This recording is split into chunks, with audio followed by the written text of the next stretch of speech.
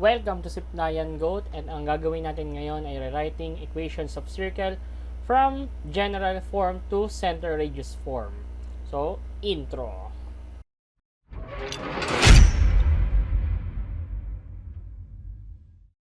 So today we're going to write equations of circle written in general form to center radius form. So recall lang natin, ano nga ba yung general form ng equation ng circle. So it is given by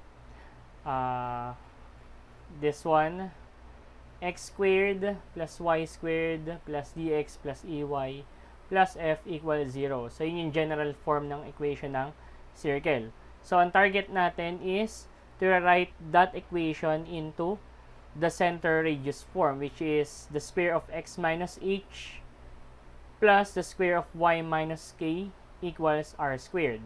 So from general form, we're going to write that into its center radius form. So paano nga ba natin gawin yon? Usually, we do completing the square para makuha si the square of x minus h and the square of y minus k equals r squared. Okay? But in this video, ang gagawin natin, meron tayong formula. So we can easily find h if the equation is written in general form, naka-arrange siya properly, which is negative d over 2.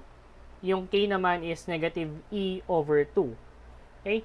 And then yung r squared naman natin is, we can find that out by using the formula d squared plus e squared minus 4f all over 4. Okay. So, may mga instances na mas madali natin masasolve yung or madali natin ma-write yung equation ng circle into center radius form because the center is at the origin. Okay? So, example tayo. So, simulan natin sa first example.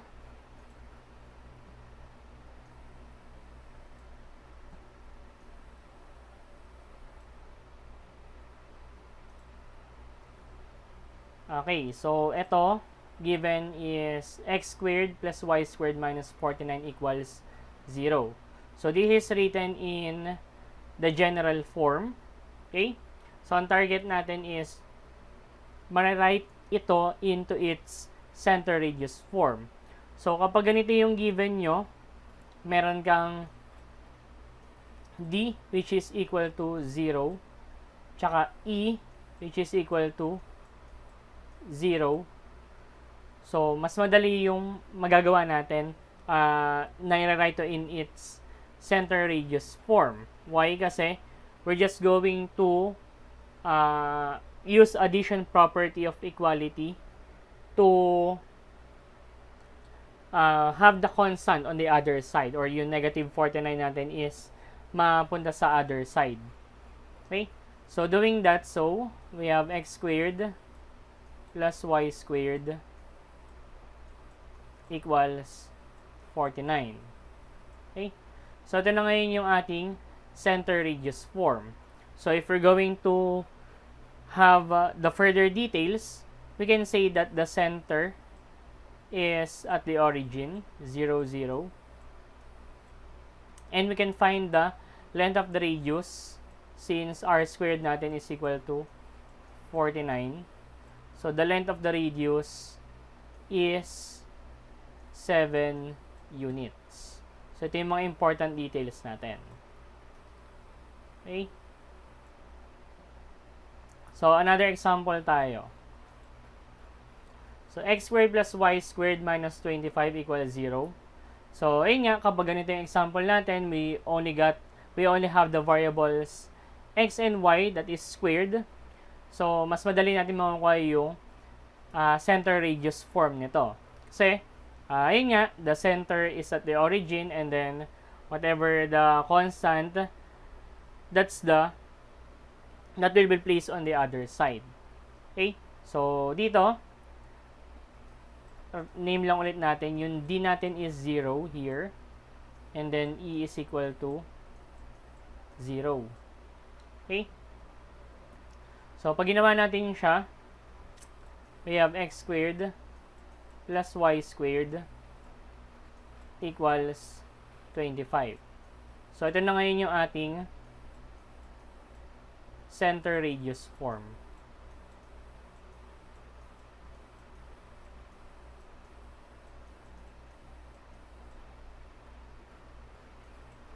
Or the equation in center radius form. Now, yung details naman, kunin natin. So, since we have the center radius form, and we can say that the center is at the origin, we have 0, 0. And then, yung r squared natin is equal to 25. So, getting the square root on both sides, r is equal to 5 units. So, the length of the radius is 5 units. So, we have here 5, and then the center is at the origin. Okay? So, next example tayo. Kapag yung equation naman kumpleto, or meron tayong D and E, or we can also say that the center is not at the origin anymore. Yan. Supposing we have this example, x squared plus y squared minus 2x minus 4y minus 4 equals 0. Okay. So, number 1, check natin kung nakasulat talaga siya in its general form. So, remember that the general form is given by, yung susundan natin is yung x squared plus y squared plus dx plus ey plus f equals 0. Yan. So, check natin. So, yung first term natin is the yung merong x squared. Then, the second term, yung y squared, or yung may y squared. Then, the third term should be with the variable x only. Okay? Then, the fourth term, yung may variable y lang. Okay? Without the square.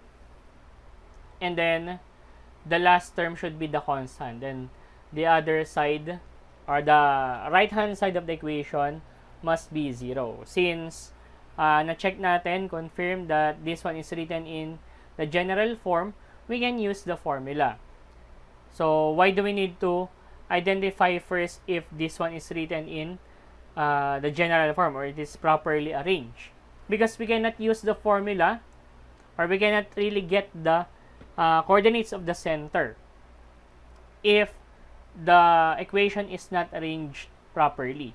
Okay? So, name natin. So, we have the details. D is equal to negative 2. Yung E naman natin is negative 4. Then, the F is also negative 4. Yan. So, unahin natin yung formula for the H. So, yung H is negative D over 2. Okay? Then, solve natin si H. So, H is equal to negative. Then, yung value ni D is negative 2. So, we have negative 2 over 2. So, solving that one, you have negative 2 over 2 is negative 1. So, what we're going to obtain here is positive 1. So, H is positive 1. Then, yung K naman natin, that corresponds to the Y coordinate. So, negative of E over 2. Then, ganun din gawin natin. Replace lang natin. We have negative. Value ni E is negative 4. So, we have negative 4 over 2. We have K is equal to negative of negative 2. So, the value of K is positive 2. Okay? Then, si R squared naman. So, input natin later yung mga nakuha nating details kapag nakumpleto natin yung mga hinahanap natin. Okay? So, we have r squared. So, we have d squared plus e squared minus 4f all over 4. So, replace natin yung mga value ng variables. So, we have here, d is negative 2. So, negative 2 squared plus negative 4 squared. Negative 4 minus 4 times negative 4. All over 4. So, r squared is equal to, so 4, negative 2 squared is 4, tapos negative 4 squared is 16, and then plus 16. So, over 4. So, r squared is equal to 36 over 4. Then, r squared is equal to 9. Okay? So, yun na yung mga hinahanap nating details. So, paano natin siya isusulat ngayon? In the standard form or into its center radius form. So, center radius form natin is given by the square of x minus h plus the square of y minus k equals r squared. Okay? So, replace na natin. Yung h natin is 1. So, ang center radius form natin is x minus 1 squared plus y minus 2 squared equals 9. So, pag ginawa natin yung details, since naka r squared to, we will get the square root. Okay? So, pag ginawa natin yung mga details, we can say that the center is at 1, 2. And then, the length of the radius, since r squared ito, which is 9. So, we get the square root on both sides. So, r is equal to 3 units. So, the length of the radius is 3 units. Okay? So, the center, and then, ang pinakakailangan natin is yung center radius form.